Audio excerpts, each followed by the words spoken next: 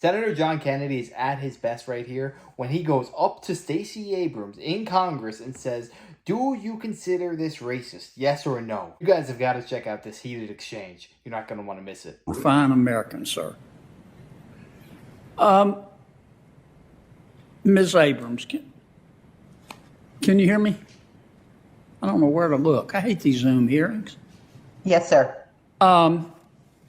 In terms of voter confidence in our electoral system and perception of voter integrity and election, let me start over. I'm sorry. In terms of the confidence that Americans have in their electoral system, do you think we're better off having an election day or an election month? I think we are better off having a process that allows every single American the opportunity to participate in elections. And given that the initial notion of an election day was based on an agrarian economy that no longer exists for millions of Americans, and given the fact that we have a number of Americans who are limited in their access because in states like Georgia, there is no paid time off for voting, I think we have to make every opportunity to make voting accessible to every American. There is no other entity that let me would stop be you, denied. I've got a bunch of questions for you before you get off the subject and get me off. So you're okay with us not knowing, say, weeks or months after an election who the winner is? Yes. Okay. We have had times in this country where we have not known. Talking about the Georgia bill, help me understand. And I'm not interested in a 30,000-foot view. That's not meant to be a criticism. I'm speaking to myself, I guess. I'm not interested in platitudes. Tell me, you're against the Georgia bill, I gather. Is that right? I'm against certain provisions of it, yes. Okay, I think you've called it a racist bill. Am I right? I think there are provisions of it that are racist, yes. Okay. Tell me specifically, just give me a list of the provisions that you objected. I object to the provisions that remove access to the right to vote, that shorten the federal runoff period from 9 weeks to 4 weeks, that restrict the time that a voter can request and return an absentee ballot application, that eliminate... Slow down for me, because our audio is not real good here. Certainly. Could you start over for me? Certainly. Thank you, ma'am. It shortens the federal runoff period from 9 weeks to 4 weeks. Okay. It restricts the time a voter can request and return an absentee ballot application. Right. It requires that a voter have a photo identification or some other form of identification that they're willing to surrender in order to participate in the absentee ballot process. If I can stop you, that's where they're going to not comparing signatures, but to voter ID? Yes, sir. And as Ms. Eiffel has pointed out, we would become only the 4th state in the nation to require voters to put at risk their identity. What else? What else? It eliminates over 300 hours of Dropbox availability. Okay, what else? It bans nearly all out-of-precinct votes. Bans what? I'm sorry? It bans nearly all out-of-precinct votes. Okay. Meaning that if you get to a precinct and you are in line for 4 hours and you get to the end of the line and you are not there between 5 and 7 p.m., okay, you have to start all over again. Is that everything? No, it is not. No, sir. It restricts the hours of operation because it now, under the guise of setting a standardized timeline, it makes it optional for counties that may be may not want to see expanded access to the right to vote. They can now limit their hours. Instead of those hours being from 7 to 7, they're now from 9 to 5, which may have an effect on voters who cannot vote during business hours during early voting. You know, I have a foolproof way on how to prevent racism in the ballots, and it's quite easy. I think it's a solution that will leave everybody happy.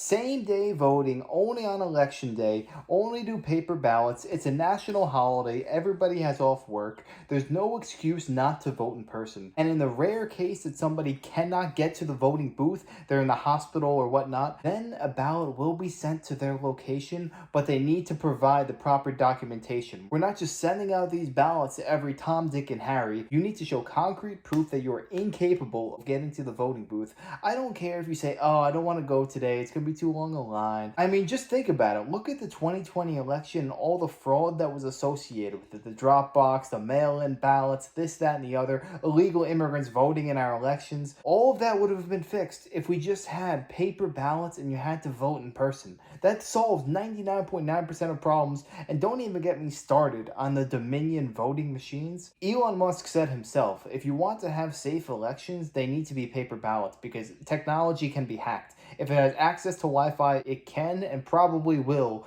be tampered with in some way. Decides to require a voter to prove who the voter says he is or she is. Do you consider that racist? Not at all, sir. Voter identification has been a part of the American theory of democracy almost from the beginning. You're okay with it? I support voter identification, yes. Okay. How about ballot harvesting? And I heard earlier you were talking about letting the tribal elders collect ballots. I'm not talking about that. I'm talking about where the parties, and believe me, both parties will do it and probably are doing it, pay operatives to go out and help people with their ballots and collect their ballots. Are you okay with that, or are you against that? I don't think it's an either-or situation. I think it depends on what the conditions are, what the rules are, but making it easier for those who want to participate in elections to do so with safely and securely, I think it's So you're okay with ballot harvesting? No, sir, I did not say that. I said because that is a term of art that encompasses a wide range of behaviors. And even your example. I'm sorry, but I'm trying to get down from the platitudes and understand what you're for and against. But sir, what I'm for is help me with this. Let's suppose that the Republican Party wanted to hire people to go out and knock on doors of voters and say, have you voted yet with your mail ballot? And they say no, and then the operatives are told to contact the voter and say, let me help you with your ballot. If you have any questions, I can even suggest who you might want to vote for. And after you vote, I'll collect the ballot for you and you make it easy. Is that okay? I'm both an attorney and a former legislator. And it is not simply the words that you're saying. I'm an attorney and a current legislator, and I might want to trade places with you. But keep going.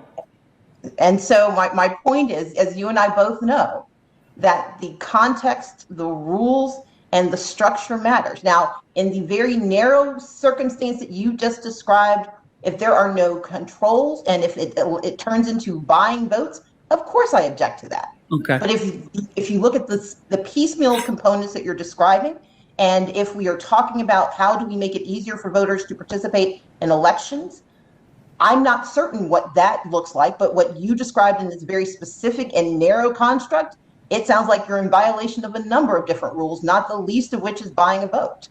All right, let me ask you one last question. Our chairman's really indulged me here.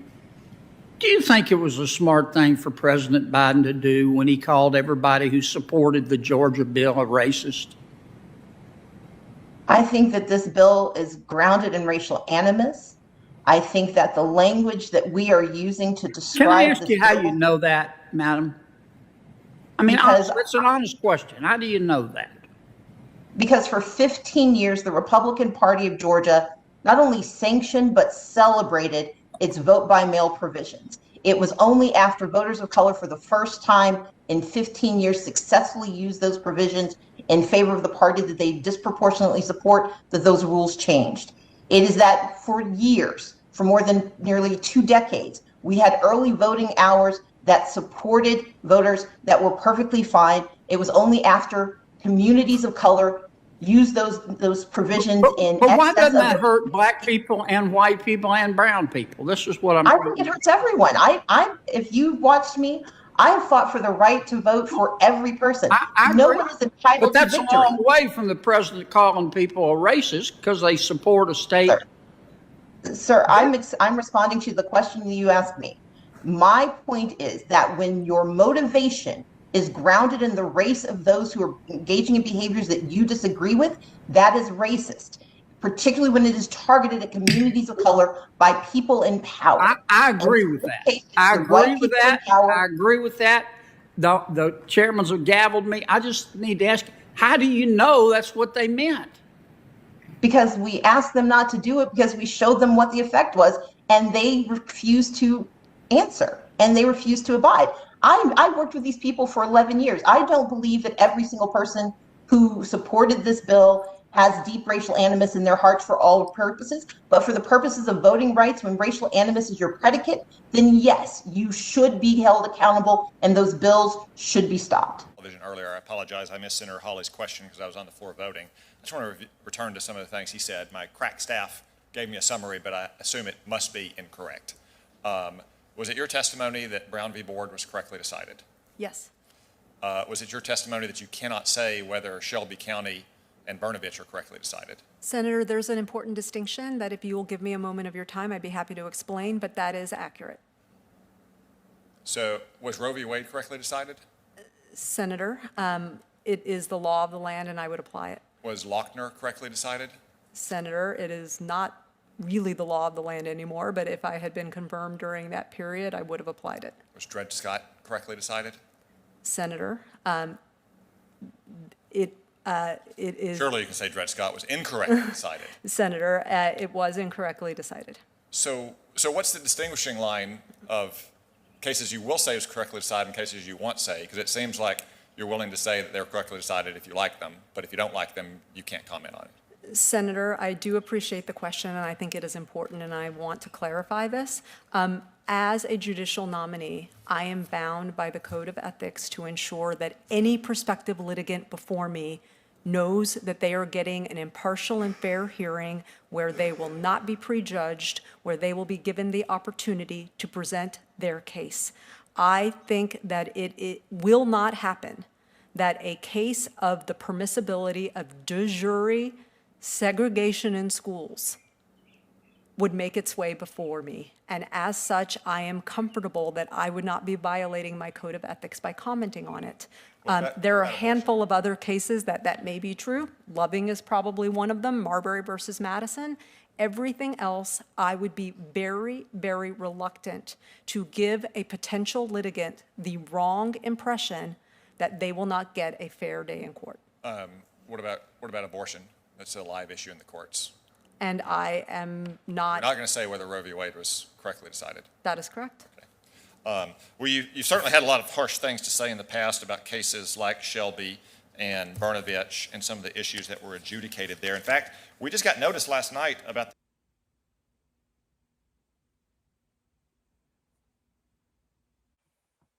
this article that just was published that you wrote.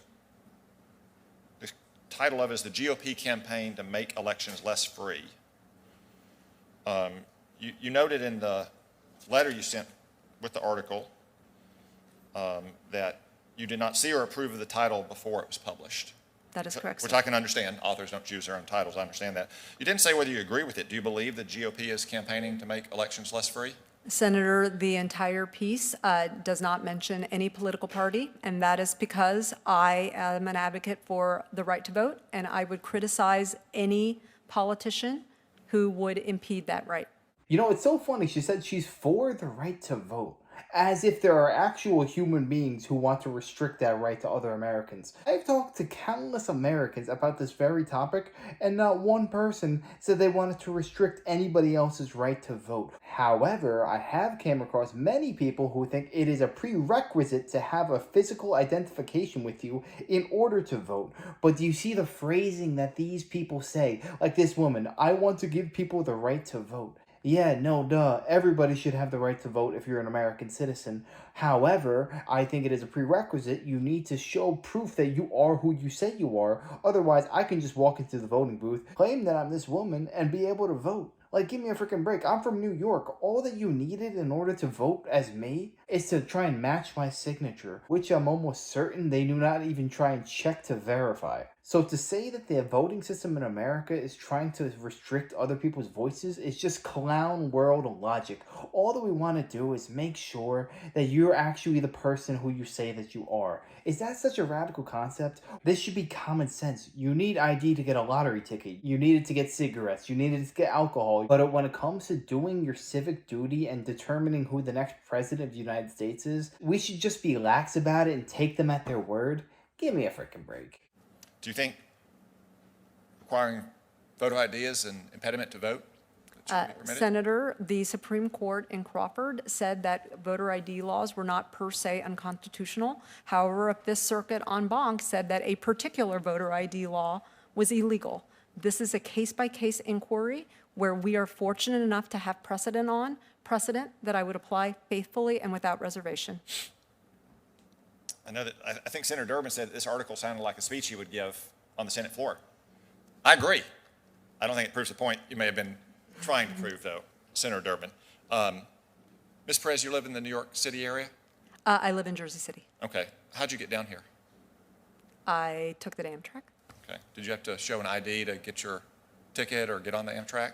I don't believe so, sir. Okay. Last time you flew, did you have to show an ID? I did, sir. Do you think that's an unfair restriction on your ability to travel? That is the policy, and I am a rule follower, and I'm happy to abide by it because I can. Okay. If someone commits a murder, do you think it's fair to call them a murderer? If someone has been convicted for convicted, murder yes. under, yes. If they commit rape, do you think it's fair to call them a rapist? Have they been convicted? Yes, convicted. Yes, yes. So if they commit a felon, do you think it's fair to call them a felon? I think that that is a bit different because there's a temporal issue, and I think that there's a raging policy debate on that. Because in the past, you've said that you don't like to use that word. But you said, I don't use words like felons to describe people. I mean, we don't describe people by a mistake that they made. I don't. I believe that every person is a child of God capable of being redeemed, and I never look at anybody and see the worst thing that they've ever done. If those convicted murderers or rapists get released from prison, often under misguided policies, do you think it's still fair to call them a murderer or a rapist? Irrespective of what their label was, sir, I would be on record as an advocate of trying to advocate for their right to vote if the criminal justice system had deemed them to be fit to be living amongst us. All right, thanks for your testimony. Thank you, Mr. Acting Chairman. Congratulations to you all. Mr. Olson, I remember when you used to come brief Congress as the director of the NCTC, and I always found you to be a sober, reasonable national security professional. Like I say, when Joe Biden nominated you to this position, I thought that was one of his better choices. But then I started looking at what you've been up to for the last 4 years, and now I have questions about which Matt Olson we're getting. In 2017, you wrote an op-ed entitled, "The Electoral College is a National Security Threat." I want to repeat that. The Electoral College is a national security threat. Do you still believe that the Electoral College is a national security threat? Well, Senator, let me begin by thanking you for your initial comments about my time as the National Counterterrorism Center Director. And I spent my better part of my career as a government public servant protecting the country. I left the government in 2014 and entered as the private sector. I wanted to remain engaged on the issues that I thought were important. And as a private citizen, of course, I expressed some views, including that article you're referring to, in a way that I wouldn't and haven't expressed as a public or government servant. That view, yes, there are aspects in context, if I may explain, there are aspects of the way in which the Electoral College allowed or could allow nefarious cyber actors to pinpoint their efforts to influence an election. There are ways in which the Electoral College makes us more vulnerable to nefarious, particularly nation-state cyber actors to influence elections. And that was what I was seeking to highlight. I'm sorry. No, of course. Our time is very limited here. So you still think the Electoral College is a national security threat? I stand by the content of the article that I wrote. Okay. Yes. Should the Department of Justice ever bring a lawsuit to try to force states to, say, adopt the National Popular Voter Compact? Senator, I'm not familiar with any statutory provisions or proposals along those lines. Last year, in the middle of riots that caused billions of dollars of damage and had murders spiking at rates not seen in a generation, you described the situation as mostly peaceful protests. Do you think the rioting we saw last year was mostly peaceful protests? I think that I'm not sure exactly the comment you're referring to, but You signed a public letter last June saying that. Yeah, I will say this, Senator. If I'm confirmed and have the opportunity to lead the National Security Division, the threat that we face from the types of violence that we've seen from the past several years, particularly any type of domestic terrorism, I would be responsible for enforcing our laws and enforcing those laws regardless of ideology and enforcing them fairly and impartially. And that would be my pledge. You once wrote that ISIS supports Donald Trump. You think that ISIS supported Donald Trump? I appreciate, again, Senator, the article you're referring to. Again, as a private citizen, I tried to stay engaged on the national security issues that I had worked on. And I will answer your question directly. The article I wrote was based on statements that I had seen that I was very concerned about from a propaganda standpoint. In 2016, when I wrote that article, ISIS had risen and was using its propaganda machine to influence people in the United States, and they were using the language, the words of then candidate Donald Trump to advance their propaganda machine. And so I was referring to their exact words in making that statement. And I stand by the article. I was concerned about the ways in which ISIS was using those comments to recruit and mobilize people in the United States. If it's true that ISIS supported Donald Trump, do you think Abu Bakr al-Baghdadi thinks he made a bad bet? I'm very supportive of the nature in which we prosecuted and the way the Trump administration took the fight to ISIS over the past several years. Okay. So, Mr. Olson, I'll just say again, I had a lot of respect for the Matt Olson we saw as the NCTC director, but I feel like something has changed here. Just in the last 4 years, to review what we've covered today, you've said ISIS supports Donald Trump. You referred to rioting last summer as mostly peaceful protests. You've said the Electoral College is a national security threat. It's one thing to leave government, comment on public affairs, to even be partisan, to give money to candidates of your choice and to campaign for them.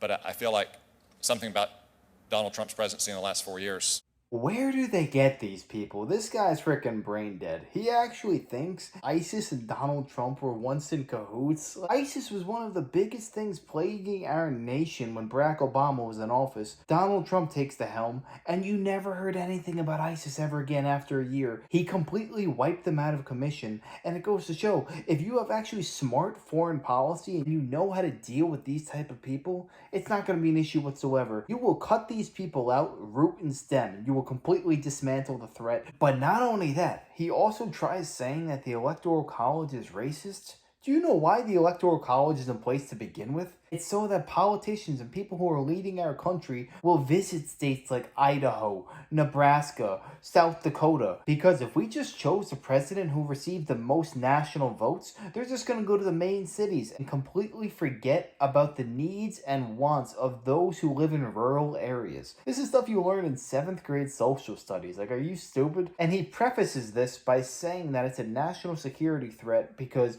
you don't want cyber attacks and you don't want other countries infiltrating our election systems.